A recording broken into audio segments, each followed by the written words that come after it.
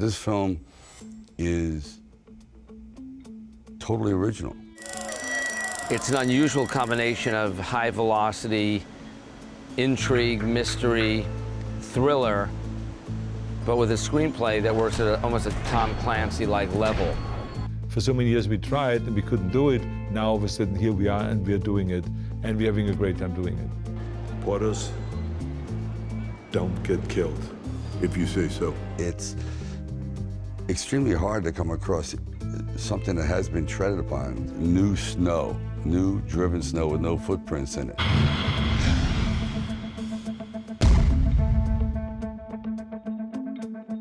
This movie, like many of the movies that I've made, have had a long gestation period. I did about a year of work on it, including a research phase, and then it went out as a spec, original script. And we didn't sell it originally, but there was a producer, Robbie Brenner, who's still a major producer on the movie, who was just a real believer in the movie. And she worked and worked and worked it until finally Summit bought it. And it was, more or less a series as usual of stops and starts, as all the great ones are. We had a different actor or two attached, we had a different filmmaker, and just when everybody thought it would never get there, on behalf of the Summit, I went to Sly. Having read so many scripts, you can pretty much see a plot unfolding, and by page 30, you've sort of figured it out. By page 30, I didn't know what was going to happen, and then when I got to the middle of the script, I was flabbergasted. I didn't see that coming. Matter of fact, I used that line in the movie. You're Mannheim. Didn't see that coming. Should have. Yeah. Well, the script actually came to our company about 2 or 3 years ago. Believe it or not, Sly was up for the role as the warden. It was a different script back then, but it kind of came back on our radar back in October of last year.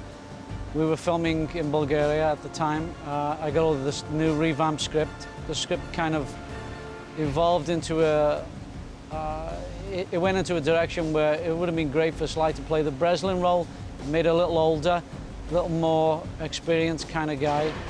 And it got to the point where we thought, this could be a good role for Sly to make. It'd be good. It's age appropriate. It's different.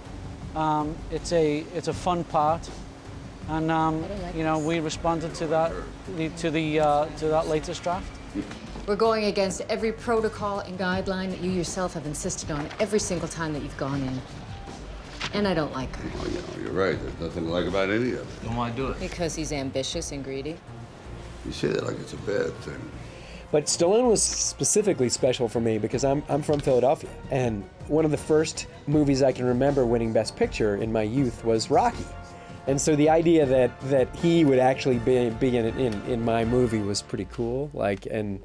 Having grown up with Schwarzenegger movies, and the idea of these two guys making it, it's still a little surreal. Like now that the movie's done and people have seen it. We've been on this collision course of working together for about 30 years, and the first couple times we're in the Expendables, but this is the first time we've actually, towards the very latter part of our career, where we got together to do a film that I don't think people are going to expect. Say cheese.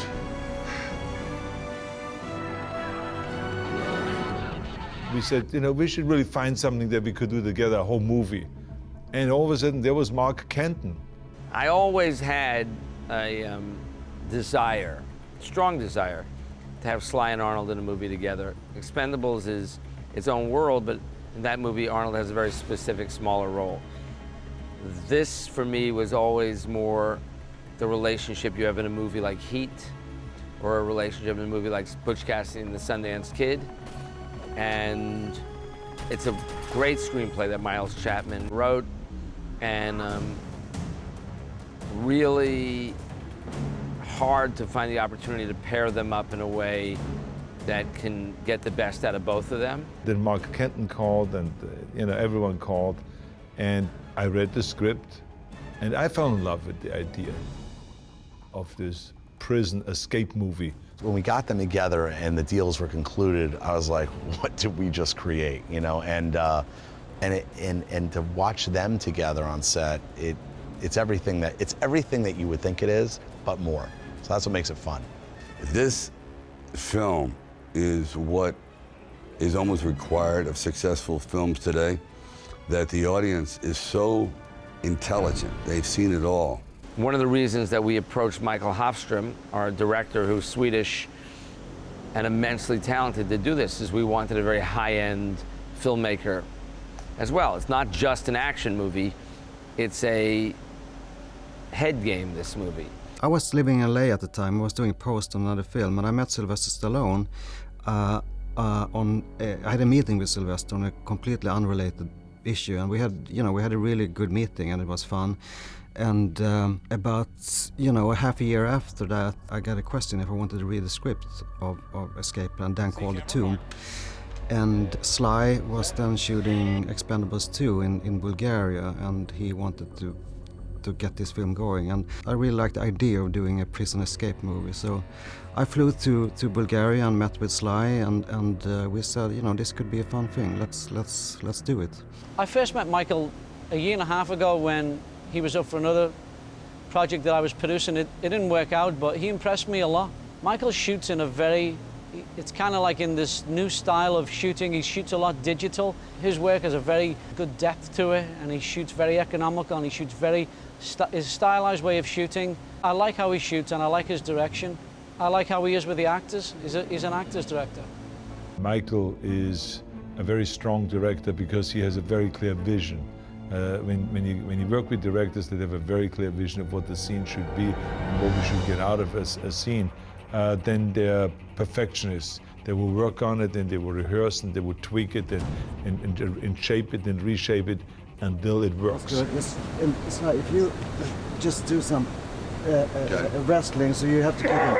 Then you take Arnold up. As soon as you come up and you get eye contact with him, you can thank me later.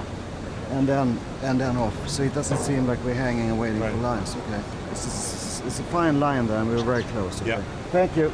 This is the X factor. You never know until you're in the trenches. Everyone talks a good game. Everyone's going to make the best film ever. That sort of thing. Oh, we're going to break new ground. We're going to, quote, push the envelope. And quite often the envelope is return to sender. Sorry, address unknown. It didn't deliver. When I saw how he works, and he's so prepared, and there's very little left to chance. He storyboards, he thinks out, he's Swedish, he's very exacting in what he does. I don't direct that way. He's very unique. He's what you would say ultra prepared. That's pretty good. Yeah, absolutely. It's good. I like that. Thank you. It's good. Every time you spend 80% of a movie in one environment, it's really important to sort of create a visual style where we feel that things are happening and that we don't get bored and that we have the same setup that we've seen so many times before. Prisoner 7458, Anthony Portos. Welcome to the International Detainee Unit intake. I think what was clear in the script is that we needed various looks for, prisons, whether it was exterior yard of prisons, practical ones, or to find existing buildings that we could, do some slight modifications and create it to look like a prison yard. We know that 80% was going to be taking place in this prison, a prison that is not a conventional prison. We don't know where it is. It turns out it's on a big supertanker, but obviously the audience doesn't know that until midpoint of the film. You run the danger of when you shoot prison films of being in a claustrophobic type look of it, but this prison movie is shot with such scope and depth and almost like a futuristic look. It's like a high-tech prison. I think that we have never ever seen on screen a prison like that, because normally you always see prison, the walls and the cells that are walls, and there's just this gate in front of it that closes, and here you have all of a sudden the prison where you are 24 hours a day watched. I think going through the script, one of the most glaring, outstanding things was how we were going to create this world of Babylon. First question that came to mind, was this going to be a build or was it going to be a practical location? It was always supposed to be big. It was always supposed to be metal so that dialects of all the different nationalities echoed, which is where the nickname Babylon comes from, the echoes of the different languages. And then they hit the mother lode by finding this NASA rocket plant. We were lucky enough to find this NASA facility in New Orleans where they used to build parts for the space shuttle. You'll never see this. I mean, it's not like a regular stage. It's obviously built for the space agency. So to get the opportunity to shoot in here is unbelievable, especially in the buildings where we're shooting, which is the vertical assembly building where they build the actual rocket booster panels. So it was tailor-made for us. It was one of the reasons why we actually came down here. The location is so humongous that I think it might be one of the largest buildings in the United States. Well, the VAB, the height of this is close to like 263 feet. Square footage of this building, I would say open clear span space is about 100, I think it's about 165 to 170,000 square feet. Shooting here at NASA using they're quite extraordinary. I mean, the couple $100 million in this whole movie is for free, you know what I mean? I mean, they build the big tanks here to pump those space shuttles up in the air, and using those facilities, and I think we're the first ones to ever do that, and it works just brilliantly. And that became our main shooting area. That's where we shot most of the film. Even the first prison, even the first conventional prison in the film in Colorado, which is obviously not Colorado, it's New Orleans. But so that was fantastic for us, because there was $30-40 million of production of design just standing there, and working with it, we could really make it our prison. So I don't know how we could have done this without finding this location. So it plays right into a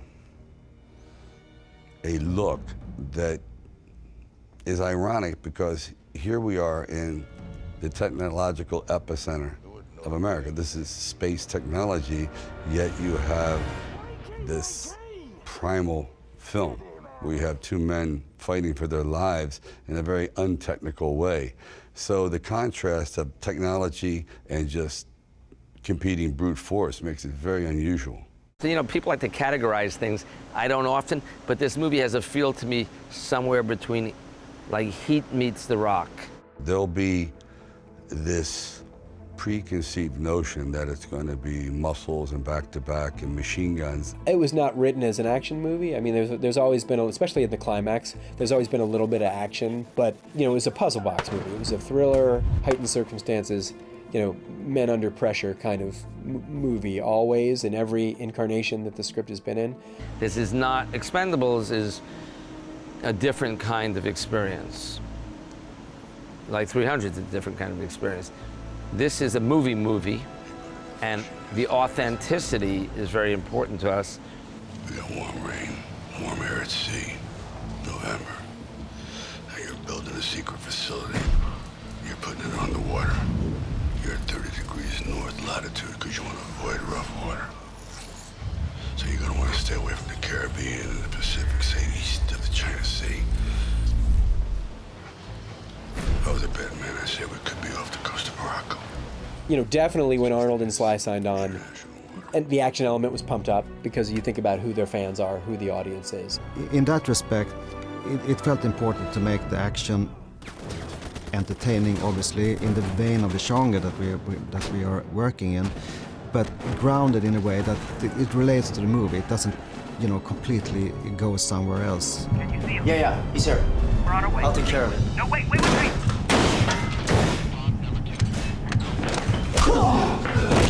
He has a specific intention on how he wants the characters to perform. It isn't some directors become intimidated or say, oh, it's just okay, or they're more interested in the choreography of the shot, the beauty of the shot, the vistas.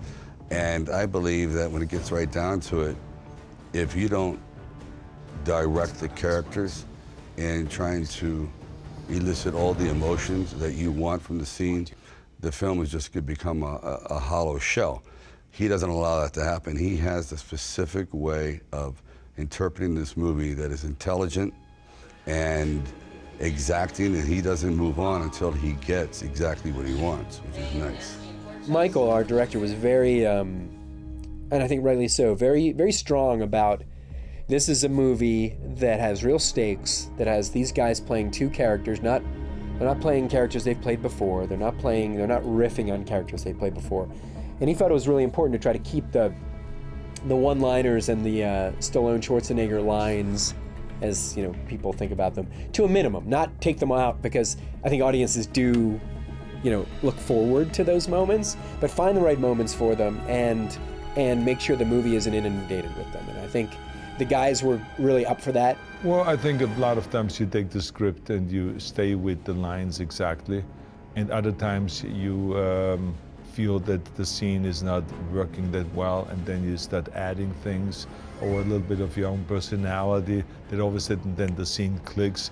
And Sly, being also a director, he always has endless amount of ideas and how the scene can be better, and then we discuss that with the director. See what happens? Keep on skip frame. Yeah. See what I mean? Oh, and just have In other words, this guy has to be forward. Hey, Jax. I think it's really terrific that everyone participates creatively, and the director is open-minded enough to do that and to listen to everybody. But as soon as I knew, I will say, as soon as I knew Arnold was hired, I wrote the scene where he walks up and pulls the mounted gun off the helicopter. I was like, that was crystal clear in my head. But that was all stuff, like I said, that got added once knowing that it was, you know, going to be Arnold and Sly. So.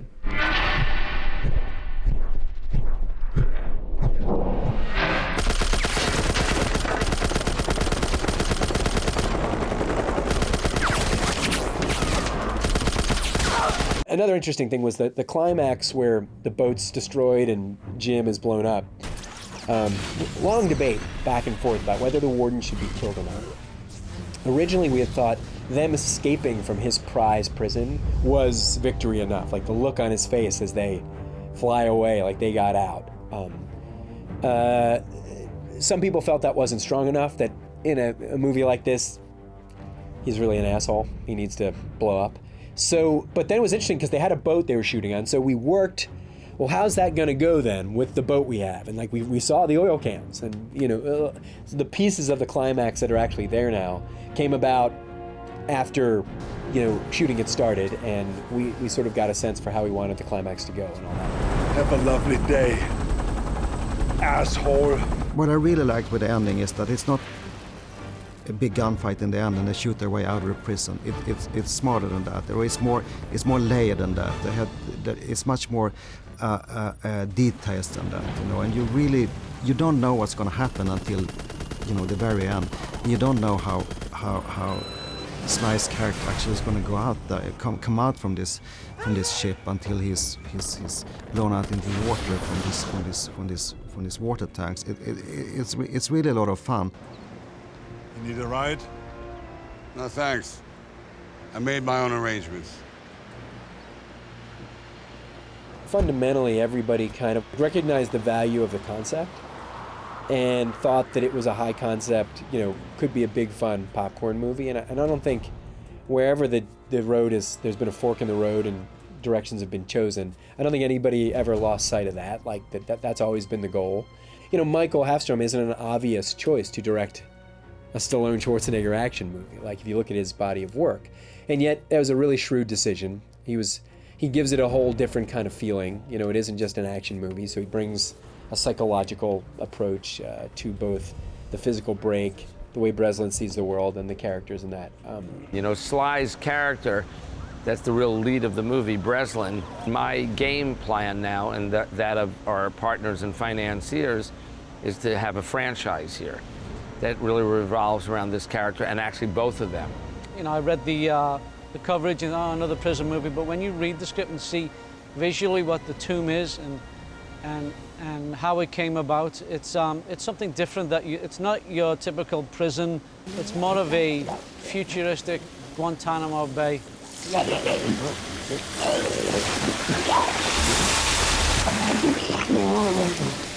The audience is going to be exposed to a prison genre that we've seen before, but in a sense, you haven't at all.